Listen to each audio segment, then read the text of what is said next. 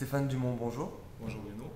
Vous êtes le président de Revolver 3, une agence indépendante et spécialisée en communication, publicité et marketing interactif, qui est dans sa 8e année de développement. Effectivement Bruno, en fait, nous de notre côté, en fait, ce qu'on a vécu, je dirais une belle évolution dans le sens que on s'est posé des bonnes questions à certaines étapes de l'évolution d'agence. Évidemment, on est passé d'un mode où c'était effectivement très site web en termes de développement, côté service client, à une relation très agence. Donc, évidemment, on a développé toutes sortes de campagnes innovantes intégrant l'advergaming, des jeux en ligne, les médias sociaux, des nouvelles façons en fait d'engager le consommateur dans toute cette nouvelle dynamique-là qui se présente à nous aujourd'hui. Et aujourd'hui, bien évidemment, la dynamique a changé, a évolué. Donc, les agences dites plus traditionnelles ou intégrées ont acquis certaines expertises dans le fond de leur côté. Évidemment, nous, de notre côté, bien, notre rôle évolue et c'est une bonne nouvelle dans le sens qu'on se pose de bonnes questions pour justement accéder à un niveau supérieur, c'est-à-dire plus être lié à être dans les discussions en fait qui touchent toute la chaîne de valeur d'une entreprise. Donc, tous les points de contact de la marque, que ce soit gestion de la réputation, interaction au niveau service clientèle, évidemment tout ce qui a trait aussi à la gestion de marque employeur, que ce soit pour le recrutement ou pour la rétention des employés à l'interne. Donc, toutes ces nouvelles dynamiques interactives-là nous permettent de créer toutes sortes d'opportunités qui se présentent à nous. Et là, nous, on est là pour les recueillir et bien servir nos clients. Ok, super. Stéphane, en mars dernier, vous avez signé une entente de partenariat stratégique exclusif avec Bleu Blanc Rouge. Oui. Quelle évolution Revolver 3 suit-elle au sein de cette nouvelle relation client-agence? C'est une excellente question. En fait, ben, effectivement, à la fin de l'année 2009, ben, comme on sait, le contexte économique a grandement bousculé, si on veut, les différents modèles.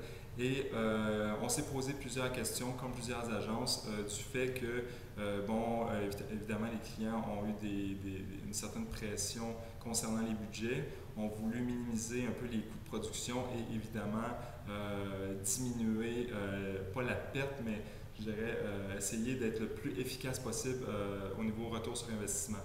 Bon, il y a certaines choses qui ont été faites du côté annonceur qui sont bien, d'autres choses peut-être qu'il y a eu des essais qui ont été infructueuses, puisque, bon, sans nommer de nom, évidemment, il y a certaines agences qui ne sont pas en mesure, dans le fond, de livrer l'expérience ou l'expertise, si on veut, au niveau interactif, du fait que, justement, ça demande un portfolio très complet d'expertise de pointe pour livrer des expériences complètes cross-platform ou de manière très intégrée au niveau des canaux interactifs.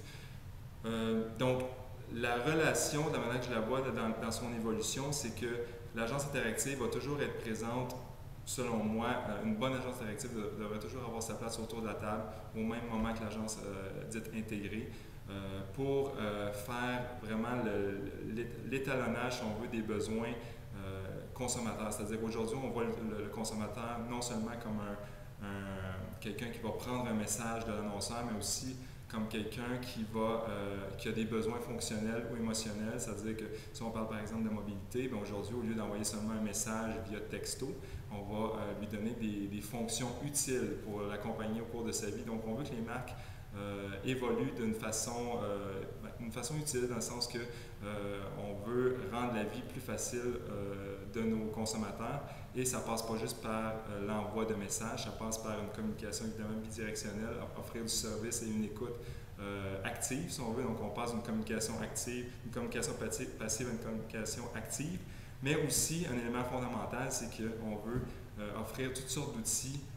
complémentaires, que ce soit web, que ce soit pour faciliter sa vie au niveau de la gestion, je dis n'importe quoi, mais la gestion de ses contacts. Là, je pense notamment à des applications qui ont été développées, par exemple North Face qui a développé une application dans le domaine du ski, donc pour savoir tout ce qui se passe au niveau des montagnes, les conditions météo et tout ça. Donc, faciliter la vie des skieurs par l'entremise de la marque North Face, c'est un des multiples exemples qui me passent par la tête. Donc, aujourd'hui, on parle plus d'une réalité d'affaires qui permet à l'agence interactive de monter d'un cran et d'amener toutes sortes de nouvelles notions en complément, dans le fond, à l'agence de communication, parce que l'agence interactive est là pour bien comprendre le consommateur, mais ça ne veut pas dire qu'elle a toutes les réponses au niveau communicationnel.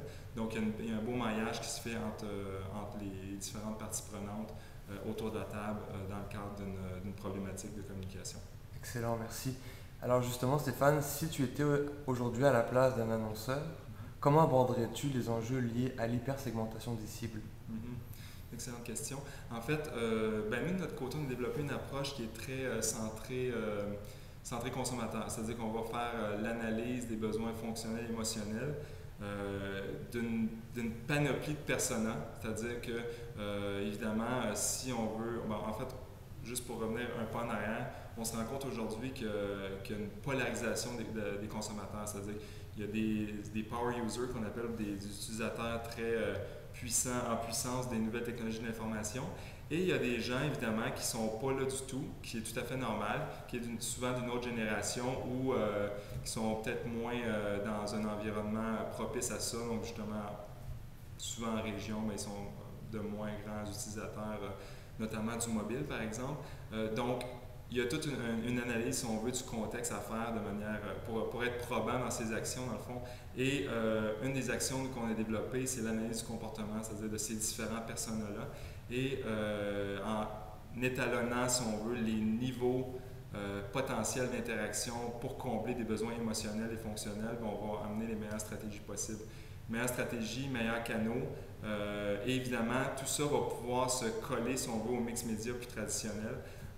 Donc aujourd'hui, on ne parle pas nécessairement seulement d'un mode push, puis je ne veux pas revenir sur des vieux discours réchauffés, là, mais on va développer une stratégie qui va comprendre toute la sphère d'influence, c'est-à-dire qu'au lieu d'envoyer un message très direct, si on veut, au consommateur final, on va analyser toute sa sphère d'influence, tout ce qui se passe autour de lui, comment il interagit avec les gens. Est-ce que, par exemple, moi qui veux acheter, par exemple, une slush, est-ce que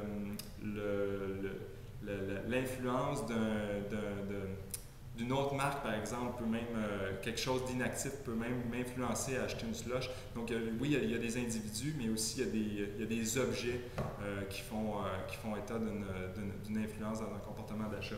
Et évidemment, le comportement d'achat aujourd'hui, c'est pas quelque chose d'unidirectionnel. On le sait avec les nouveaux outils.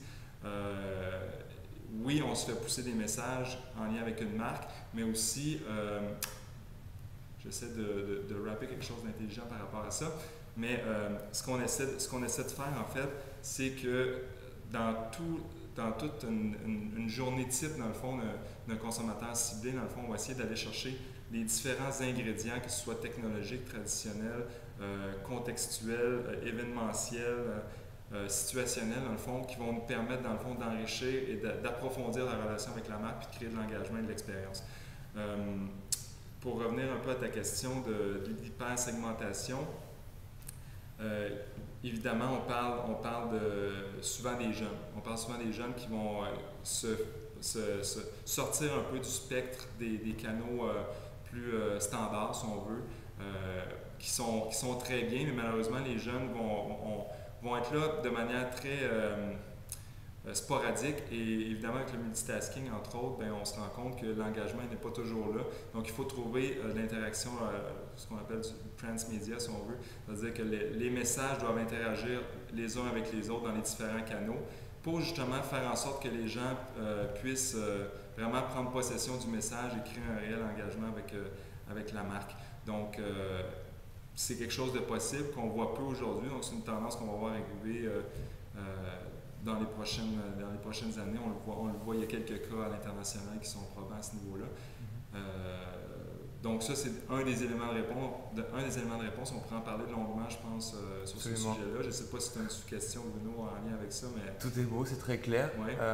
On va suivre de près l'évolution des transmédias. Oui, c'est bon. Merci beaucoup, Stéphane. Ça me fait plaisir, Bruno. À bientôt. Merci, à bientôt.